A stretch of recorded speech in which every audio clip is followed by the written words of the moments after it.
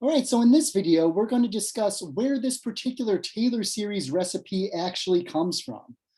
And remember, the Taylor series for us is a way to represent a function in a power series representation. And what we're really going to do today is say, well, you know what? If we have a general power series of this form, written in the second thing I just popped onto the screen here, what we're really wondering about is where these coefficients actually come from. So why is the C0 term just the original function evaluated at the point we're centered at? Why is C1 just that first derivative of the function we're given evaluated at the point we're centering at A? Why is C2 equal to the second derivative evaluated at A divided by 2 factorial? Why is C3 equal to the third derivative evaluated at A over 3 factorial, and so on and so forth? So we're really going to be wondering, you know what, if we start with this second just general power series, where does the form of the Taylor series actually come from? So that's really what we're going to be investigating here. So on that note, let's try to derive the Taylor series when we just start off with the power series in its general form. So I'll toss back on the screen this second line. And what we're going to do is just do this in a very iterative type process. So what I mean by that is the first thing we're going to try and do is find that coefficient C0. And remember, what we're thinking about at this junction is this line here. How can we get what C0 must equal if what we're actually just given in this problem is the function that we want to represent as a power series? So again, we're given this function f of x. This could be something like sine of x. It could be an exponential. It could be a cosine. It could be whatever. But we're trying to envision how do we turn that into a power series. So we're really wondering what are C0, C1, C2, C3, and so on and so forth. And the other choice that we get to make here is, not just the coefficients, but we're also going into this as thinking about, you know what, I'm just going to straight up tell us, we're going to center this at some point A. So for A for us many times is going to be 0, except for us here, we're just going to think A can be any number. We're going to do this in all generality. So first things first, let's try to find C0 if all we're given is this first line here. So remember, we're given the function that we want to actually represent as a power series. So how can we get that first coefficient for C0? And if we look at the form of this power series, you might notice one thing that each of these terms have in common. A lot of them have this x minus a raised to some power. Well, if what we're interested in right now is figuring out what C0 is, if we just evaluate our function at A, that'll cancel out a lot of those terms. And the only thing we'll be left with is that C0 term. So it's actually what we do. The first thing is we just evaluate our function at A. So again, just taking that left-hand side, evaluating at A, so we get this is equal to C0 plus C1 times, well, A minus A, plus C2 times A minus A, that quantity squared. And you can pretty much see where this is going. Since we evaluated our just original function at A, and we're just putting it into the right-hand side of this unknown power series that we're solving for the coefficients, a lot of these terms are going to 0, just because we're literally getting 0 or A minus A raised to powers. And this is how we get this first term. The only term that survives is the C0 term, which is just F evaluated at the point we're centering at.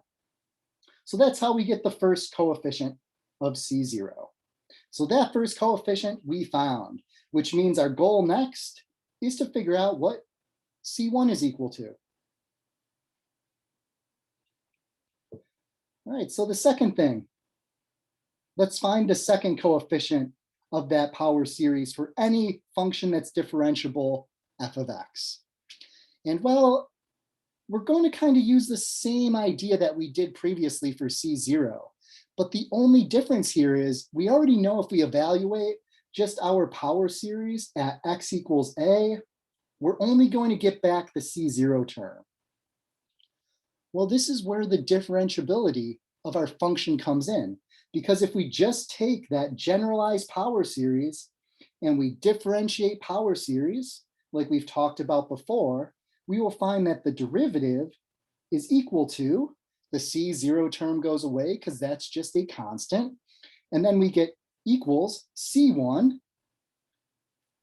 the derivative of x minus a is just 1, then we get plus C2 times the derivative of x minus a squared, which is C2 times 2, x minus a. We take the derivative of the higher terms, we get C3 times, well, 3 times x minus a, now raised to the power of 2 by power rule, and we could keep going on and doing this for all the other terms of the series. But now what you notice is this C1 term is all by itself, and the other terms of the series all have this x minus a attached to it. So if we just evaluate that derivative at x equals a, we're going to be able to knock out this term and knock out that term and all the remaining terms. So the only term we're going to be left with is that C1 term. So let's just go ahead and do that next. So evaluating that derivative at a, we'll knock out all the other terms except for that first term. So I'll just show that process here. So we have 2 times C2 times a minus a plus 3 times C3 times x minus, a minus a squared, and so on and so forth. If I toss the next term in here, this would be a 4 times C4, a minus a raised to the power of 3. And of course, that series just keeps going on and on. But again, we see a lot of those a minus a terms and everything but the C1 term. So all those terms just go to 0 because it's just 0 raised to some power.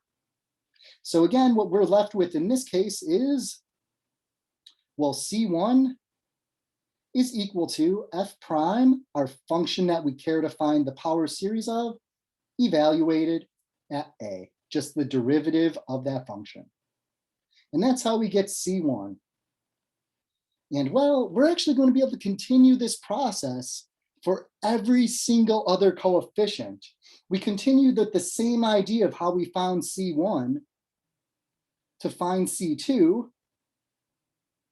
We take another derivative of our general power series. So if we come back up to that first derivative, what we're going to do next is just take the second derivative of that. So taking the second derivative, or taking a derivative of that first derivative of our power series, we will get f double prime of x is equal to, well, that C1 goes away in the derivative, then what we're left with is equal to 2 times C2, or if we're really looking at this term and taking a derivative of it, remember that is x minus a raised to the first power. That 1 comes down, and then we raise it to a power of 0. So this is really 2 times 1 times C2 times x minus a to the 0 power, which is just 1, plus, looking at the next term and taking a derivative of it, that'll give us a 3 times 2 times C3 times x minus a to the first.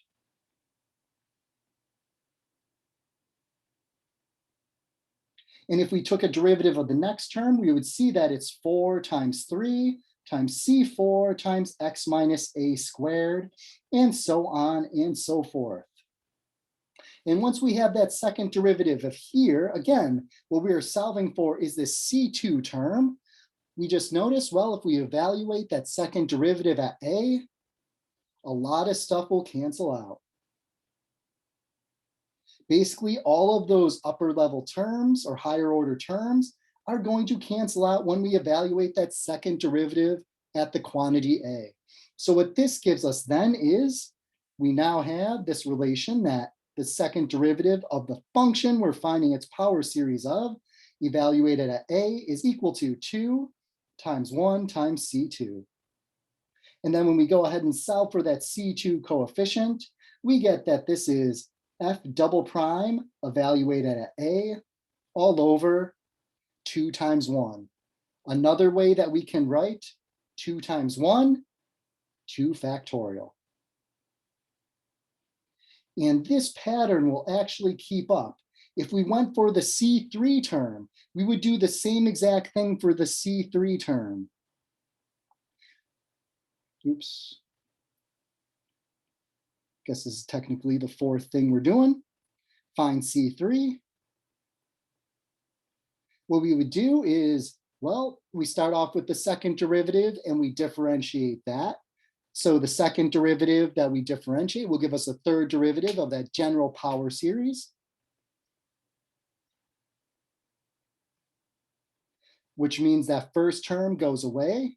This second term, we'll get a 3 times 2 times 1 times C3. The next term after that, we'll get a 4 times 3 times 2 times C3 or C4 term times x minus a raised to the first power. The term after that, we would eventually get a 5 times 4 times 3, C5, x minus a squared, and we would just keep going on and on in this way. And then again, what we're interested in here is finding that C3 term. The way we find that C3 term, well, we get to just evaluate that general power series then of its third derivative at a. And once we go ahead and do that, all those upper level terms will cancel out because we'll just get a minus a's. And then we get this expression that we can solve for C3. So we find that the third derivative of the function we're finding its power series of, evaluated at a, the point in which we're centering it, is equal to 3 times 2 times 1 times C3.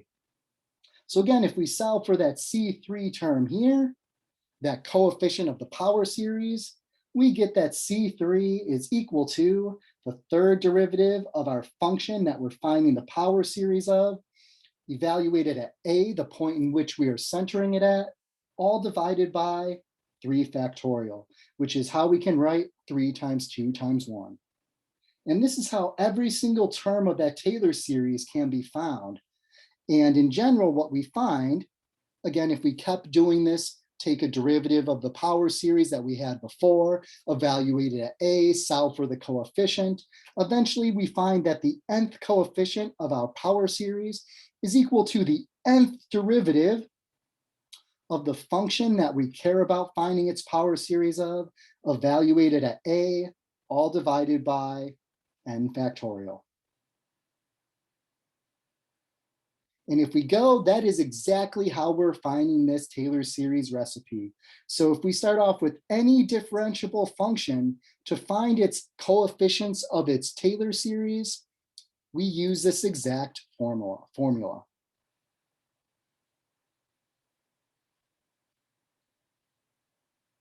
So the nth coefficient, again, is the nth derivative evaluated at the point we're centering our power series at, all divided by n factorial, all times x minus a, the point we're centering at, raised to the nth power.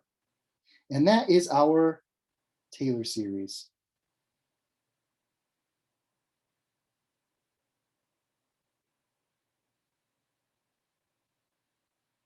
And that is strictly a Taylor series of our function f of x centered at x equals a.